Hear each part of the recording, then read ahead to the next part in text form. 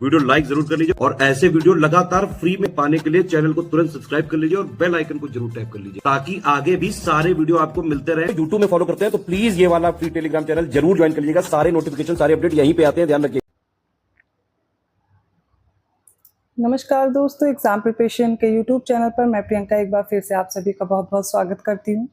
आज की क्लास में जो टॉपिक है वैदिक संस्कृति से है। आखिर ये टॉपिक मैंने क्यों लिया, तो देखिए वैदिक संस्कृति से प्रश्न पूछे जाते हैं, वो चाहे आपके उपनिषद हों, वेद हों, कोई ना कोई एक स्टेटमेंट भी बन सकता है या वन लाइनर कुछ भी आ सकते हैं। तो इस टॉपिक को अच्छे से कवर करते हैं। पहली बार अगर चैनल पर विजिट किया है, दोपहर 1 बजे क्लास मिलेगी, रात को 9 बजे मॉक टेस्ट भी करा रही हूँ यूपी पीसीएस को टारगेट करते हुए।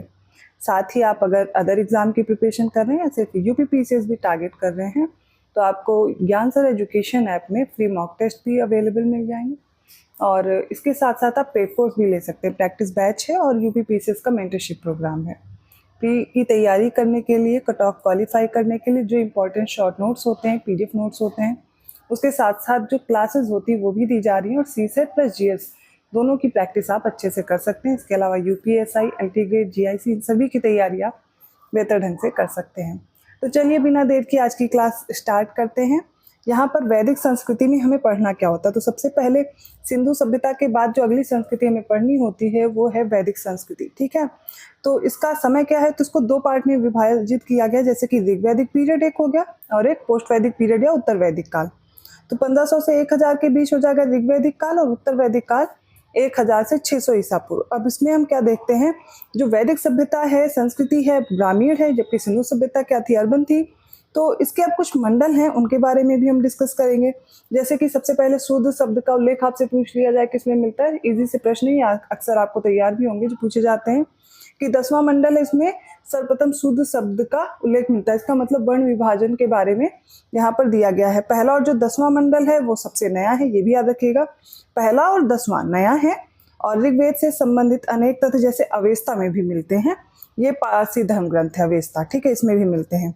अब देखिए इनकी आर्यों की प्रशासनिक इकाई कई भागों में विभक्त थी। यहाँ से प्रश्न पूछा भी गया है, जैसे कुल या ग्राम होता था, ग्राम, विश्व और फिर जन। ठीक है, और आगे बढ़ेंगे, जो ग्राम का मुखिया होगा वो क्या कहलाएगा, ग्रामणी। विश्व का विश्वपति, जन का शासक क्या कहलाता था, राजन कहलाता था। और ऋग्वैदिक काल में ही जो पुरोहित या सेनानी क्या होते थे, प्रमुख राज्य अधिकारी होते थे।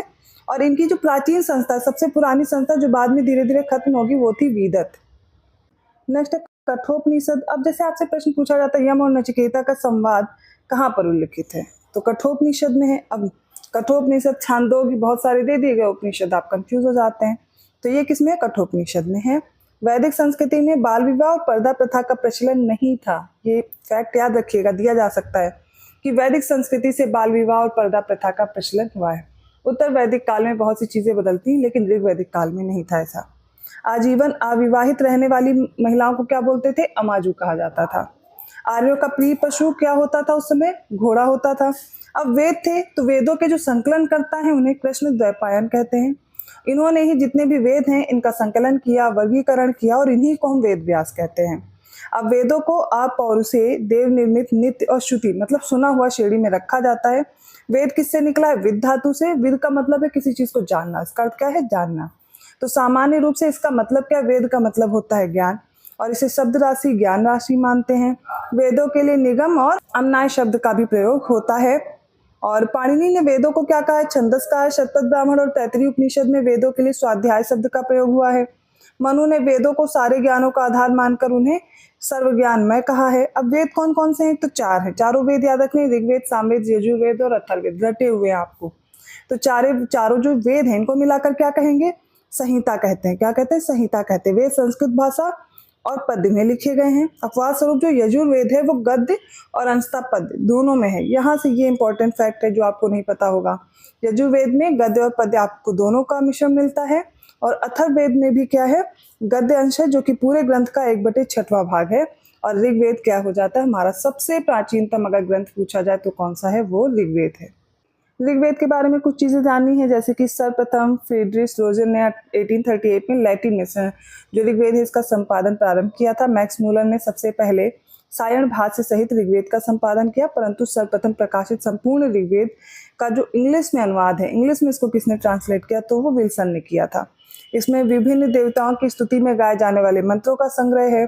और इसका संकलन किसने किया है? वेद व्यास जी ने किया। कुल कितने मंडल हैं? 10 मंडल हैं। 1028 सूक्त हैं। आपके पेट एग्जाम में भी पूछा गया था। ठीक है, जो वनडे एग्जाम्स होते हैं यहाँ से काफी प्रश्न उनमें मिल जाते हैं। ठीक है, दूसरा और 7वां मंडल सबसे पुराना है। पहला और 9वां मंडल सबसे नया है। इन्हें वंश मंडल, कुल मंडल या फिर ऋषि मंडल कहते हैं। 10वां मंडल सबसे नवीन। ऋग्वेद का पाठ करने वाला पुरोहित क्या कहलाएगा? होत्र या होता कहलाएगा। 9वां जो मंडल है वो सोम देवता को समर्पित है। 10वां पुरुष सूक्त में शूद्रों का उल्लेख है। ऋग्वेद और ईरानी ग्रंथ जैन अवेस्ता, इनमें समानता पाई गई, लगभग समान सी बातें कही गई हैं। और ऋग्वेद की अगर पवित्र नदी पूछी जाए तो यह नदी कौन सी थी? सरस्वती नदी थी। इसे नदी तमा, माते तमा कहा गया है। ऋग्वेद में यमुना का उल्लेख कितनी बार मिला है? तो 3 ही बार मिला है। गंगा का उल्लेख केवल 1 बार है और किसमें है? 10वें मंडल में है। याद रखिएगा किसका कितनी बार उल्लेख है। ठीक है, सबसे ज्यादा यहाँ पर देखेंगे पुरुष जो देवता है उनकी प्रधानता पाई गई। सबसे ज्यादा वर्णन इंद्र का किया गया है 250 बार। असतो माँ सदगमय, अगर आपसे अब ये वाक्य पूछ लिया जाए कहाँ से लिया गया है, अब यहीं पे दिक्कत हो जाती है कि ये सब कहाँ से लिया गया है, तो उपनिषद याद नहीं आते, कंफ्यूजन हो जाती है। तो असतो माँ सदगमय कहाँ से लिया गया? बृहदारण्यक उपनिषद से। वर्ण शब्द का सबसे पहले उल्लेख कहाँ है? ऋग्वेद में है। ठीक है, लेकिन वहां पर वर्ण व्यवस्था कर्म के आधार पर थी, जन्म के आधार पर पहले नहीं थी। उत्तर वैदिक काल में ये चीजें जन्म के आधार पर हो जाती हैं। फिर हम सामवेद की बात करते हैं। ऋग्वेद को डिस्कस कर चुके हैं। तो ये भारतीय संगीत का मूल ग्रंथ माना जाता है। सामवेद के प्रथम दृष्टा या आद्य जो आचार्य हैं वो जैमिनी थे। वहीं सुकर्मा ने कालांतर में सामवेद का और विस्तार किया। इसमें मंत्रों की संख्या याद रखिएगा 1869 है। पूछा नहीं गया है लेकिन इंपॉर्टेंट है, 1869 है। लेकिन कुछ मंत्र एक से अधिक बार आए हैं, तो अगर उनको निकाल दिया जाए तो कितने मंत्र बचेंगे? 1549। तो इनमें से भी जो 1474 मंत्र हैं वो कहाँ से ले लिए गए हैं? ऋग्वेद से लिए गए हैं। इसलिए जो सामवेद हो ऋग्वेद का अभिन्न अंग माना जाता है। भारतीय संगीत शास्त्र पर प्राचीनतम ग्रंथ यही है और इसका पाठ करने वाला पुरोहित क्या कहलाएगा? उद्गात्र कहलाएगा। उद्गात्र ऋग्वेद का होता या होत्र और सामवेद के लिए उद्गात्र शब्द याद रखना है। इस टॉपिक को मैं थोड़ा सा जल्दी करा रही हूँ क्योंकि आपने ये सब चीजें पढ़ी हुई हैं, तो ये सिर्फ रिवाइज कर रहे हैं। जहाँ पर भी लगता है कोई फैक्ट आपको रह जा रहा है तो उसको एक बार पॉज करके स्क्रीनशॉट लेकर के तैयार कर लीजिए। ठीक है, सामवेद के प्रथम दृष्टा कौन थे? वेद व्यास के शिष्य थे जैमिनी, इनको मानते हैं। सामवेद में जो 7 स्वर है ना, सारे गामा वाले, इनकी जानकारी इसी से मानी जाती है, इसी में मिली है। और सामवेद का उपवेद याद रखिएगा क्या है? गंधर्ववेद। सामवेद का उपवेद गंधर्ववेद। ठीक है, याद रहेगा। अब यजुर्वेद जो तीसरा वेद है उसके बारे में अगर डिस्कस करें तो इसका उद्भव वायु से माना जाता है। इसे गति या कर्म का वेद भी कहते हैं। इसके 2 भाग हैं, एक शुक्ल यजुर्वेद और एक है कृष्ण यजुर्वेद। तो यज्ञ की विधियां, कर्म कांड, इन सभी पर इसमें बल दिया गया है। इसका पाठ करने वाला कौन होगा? अध्वर्यु होगा। 40 मंडल हैं और 2000 मंत्र हैं इसमें। इसमें यज्ञ बलि की विधियों का भी प्रतिपादन किया गया, क्योंकि इसमें क्या है कि यज्ञ कैसे करना है, क्योंकि पुरोहित बताते थे और राजा क्या करते थे, यज्ञ वगैरह करते थे, उसकी क्या क्रिया होनी चाहिए, ये सारी चीजें इनमें उल्लेख किया गया है। यजुर्वेद में हाथियों के पालने का भी उल्लेख है और सबसे पहले राजसूय और वाजपेयी यज्ञ का भी उल्लेख मिलता है। आपको पता है राजा ये यज्ञ किया करते थे, राजसूय, वाजपेयी यज्ञ, इन सब का उल्लेख यजुर्वेद में है। अगला है अथर्ववेद, ये चौथा है। ठीक है, इसमें 20 अध्याय या कांड है। सूक्त कितने हैं? 731 है। मंत्र कितने? 5987 या फिर 6000 लगभग। ठीक है, अथर्ववेद का एकमात्र ब्राह्मण है, गोपथ ब्राह्मण। ठीक है, इसमें तंत्र, मंत्र, जादू, टोना, टटका, ये सारी चीजें, जो भी जादू, टोना, टोटका ये सब होता है, ये सब इसकी उत्पत्ति कहाँ पर है? अथर्ववेद में ही हुई है। और इसमें औषधि और विज्ञान संबंधी जानकारी भी दी गई है। तो यजुर्वेद में वैदिक कर्म कांड के बारे में दिया गया है। ठीक है, यज्ञ और बलि वगैरह। लेकिन अथर्ववेद में जब आ जाएंगे तो जादू, टोना, टोटका और उसके साथ साथ औषधि विज्ञान भी दिया गया है। 2 शाखाएं हैं, कौन कौन सी? शौनक और पिप्लाद है। और इसमें वास्तुशास्त्र का बहुमूल्य ज्ञान उपलब्ध है।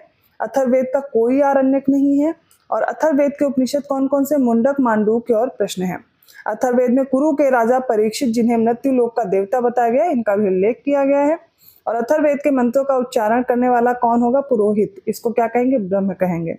अथर्ववेद में सभा और समिति, इनको प्रजापति की 2 पुत्रियां कहा गया है। तो सभा और समिति का आप देख सकते हैं यहाँ पर कितना बड़ा रोल है, इसलिए इसमें इसका उल्लेख भी किया गया है। अब बात करेंगे आरण्यक। अरण्य मतलब होता है जंगल। तो जंगल में रचे गए या वहां पर इनकी जो रचना की गई, इसलिए उन्हों क्या बोलते हैं? आरण्यक बोलते हैं, आरण्यक बोलते हैं। ठीक है, अब इसमें कितने हैं आरण्यक वो भी हम लोग देखेंगे। अब यहाँ से आपका कंफ्यूजन शुरू होता है, आरण्यक कितने हैं, पुराण कितने हैं, उपनिषद कितने हैं, ये सब कंफ्यूजन आज दूर हो जाएगी। आरण्यक कितने हैं, तो 7 अभी तक उपलब्ध हैं। 7 प्रमुख जो हैं उसमें ऐतरेय है, तैतरी है, माध्यन्दिन है, संखायन है, मैत्रायणी है, तलवाकार है और बृहदारण्यक है। इसमें जो आपको ज्यादातर प्रश्न मिले होंगे बृहदारण्यक, ऐतरेय, तैतरेय और मैत्रायणी वगैरह पूछा गया होगा, 7 याद रखिएगा, ठीक है।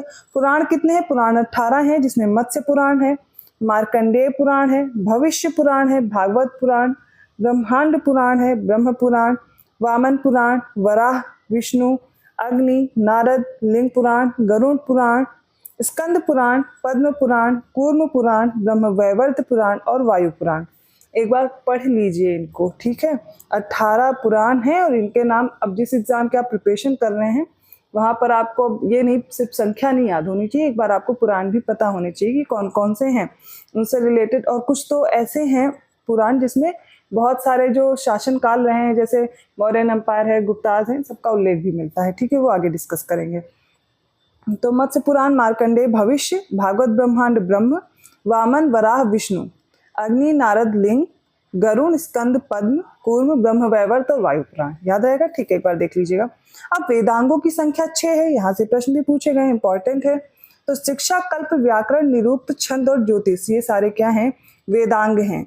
तो शिक्षा, कल्प, व्याकरण, निरुक्त, छंद और ज्योतिष, ये 6 रख लीजिए, याद ही करना है, ये हैं शिक्षा, कल्प, व्याकरण, निरुक्त, छंद और ज्योतिष। बार बार रिपीट करती हूँ जिससे याद रहे। अब ऋग्वेद, यजुर्वेद, सामवेद, इन तीनों को क्या बोलते हैं, इसमें अथर्ववेद को छोड़ दीजिए, वेद त्रयी या त्रयी कहलाते हैं। चारों को मिलाएंगे तो संहिता कहलाएंगे। 3 ऋग्वेद, यजुर्वेद, सामवेद, ये वेद त्रयी या त्रयी कहलाते हैं। तो किसी भी वेद के 4 भाग होते हैं, पहले तो संहिता, फिर उसका ब्राह्मण ग्रंथ होता है, आरण्यक और उपनिषद। तो कोई भी वेद होगा उसका संहिता होगा, ब्राह्मण होगा, आरण्यक होगा और उपनिषद होंगे। गृह सूत्र में 8 प्रकार के विवाहों का उल्लेख है, विवाह भी देख लीजिए, ब्रह्म, दैव विवाह, आर्ष विवाह, प्रजापत्य विवाह, गंधर्व विवाह, असुर विवाह, राक्षस और पैशाच विवाह, 8 प्रकार के विवाह का उल्लेख है। अब यजुर्वेद के उपनिषद की बात की जाए तो बृहदारण्यक उपनिषद या फिर इसे वाजसनेयी ब्राह्मणोपनिषद कहते हैं। सेकंड है तैतरीय उपनिषद, थर्ड है कठोपनिषद, श्वेताश्वर उपनिषद, मैत्रायणी या मैत्री उपनिषद, ईशोपनिषद और महानारायणी उपनिषद। ठीक है, फिर से देख लीजिएगा यजुर्वेद के कौन कौन से उपनिषद हैं, इंपॉर्टेंट है, ठीक है। छांदोग्य उपनिषद और केन उपनिषद, ये दो किसके हैं, ये हो जाएंगे सामवेद के उपनिषद। छांदोग्य और केन, सामवेद की 3 मुख्य शाखाएं भी हैं, कौन कौन सी, कौमुदी, रामायणी और जैमिनी है। सभी के उपनिषद भी इंपॉर्टेंट है, उनके बारे में भी प्रश्न पूछे जाते हैं। उपनिषद के बारे में हम अगली क्लास में अलग से डिस्कस कर लेंगे, और ऋग्वेद के जो 10 मंडल हैं उनके बारे में भी प्रश्न अगर आता है तो भी हम उसके लिए डिटेल में क्लास देख लेंगे जिसमें वो दोनों चीज होंगी। लेकिन वैदिक युगीन प्रमुख शब्दावली और उनके अर्थ भी पूछे जाते हैं, जैसे राजा गोप्ता, अतिथि गोहंता या गोहन कहलाता था। युद्ध को गविष्ट, गेसु या गम्य कहते थे। अघन्या, जिसको वध ना कर सके वो गाय थी। हल लांगल था। सीता, जो खेत में हल चलाने के बाद बनी हुई नालियां थी, निशान थे, उन्हें सीता कहते थे। बढ़ई तक्षण कहलाता था। नाई को वाप्ती बोलते थे। मरुस्थल धन्व कहलाता था। इसके अलावा देखते हैं तो अनाज धान्य कहलाता था। उर्वरा मतलब जुते हुए खेत। खिल का मतलब चारागाह था। लेखाकार का मतलब अक्षवाप। वाजपति चारागाह का प्रमुख होता था। कुलपति परिवार का प्रधान था। स्पर्श गुप्तचर था। बैल व्रक कहलाता था। जौ को यव बोलते थे। गोधूम गेहूं को बोलते थे। हिरण्य या सुवर्ण सोना कहलाता था। सोने को क्या बोलते थे, हिरण्य या फिर सुवर्ण। और हिरण्य गर्भ आपको पता सोने से उत्पन्न, ब्रह्म जी का पर्यायवाची, ब्रह्मा जी का। करीस गोबर की खाद थी। तंदुल धान था और व्रीहि चावल थे। ऋग्वैदिक काल की नदियां भी देख लेते हैं, प्राचीन नाम क्या थे उनके, जैसे चिनाब को अस्किनी बोलते थे। व्यास को विपाशा, परुष्णी, रावी कहलाती थी। झेलम को वितस्ता, काबुल को कुभा, कुर्रम को कुर्मु बोलते थे। गोमल गोमती कहलाती थी, गोमती को गोमल कहते थे। स्वाद सुवास्तु थी, ठीक है। इसके अलावा आप देखते हैं सदा नीरा गंडक को कहा जाता था। सतलज का नाम था सतुद्री और घग्गर दृष्टि थी। इंपॉर्टेंट है, यहाँ से प्रश्न बने हुए हैं, प्राचीन नाम जरूर याद कर लीजिए, नहीं है तो स्क्रीनशॉट ले लीजिए फिर रिवाइज कर लीजिए, ठीक है। तो आज की इंपॉर्टेंट क्लास थी, आई होप आपको समझ में आई होगी। इससे रिलेटेड एक और क्लास लूंगी मैं जिसमें अलग से कुछ फैक्ट डिस्कस करने डिटेल में, वो भी कर लेंगे। तो क्लास कैसी लगी कमेंट करके जरूर बताइएगा। वीडियो अगर हेल्पफुल रहा तो लाइक जरूर कीजिए और चैनल को अभी तक सब्सक्राइब नहीं किया आप लोगों ने तो उसको कर लीजिए, ठीक है। और ज्ञान सर एजुकेशन ऐप जरूर डाउनलोड कीजिए, वहाँ पर आपको जिसकी भी प्रिपरेशन कर रहे हैं, जिस एग्जाम की, उनसे रिलेटेड सभी कोर्स मिलेंगे, फ्री मॉक टेस्ट भी मिलेंगे। तो उनको ज्वाइन करके आप अपने कट ऑफ को आसानी से क्वालिफाई कर सकते हैं। बेस्ट स्टडी मटेरियल के साथ तैयारी कीजिए जो एग्जाम ओरिएंटेड हो। मैं मिलती हूँ अगली क्लास में। धन्यवाद।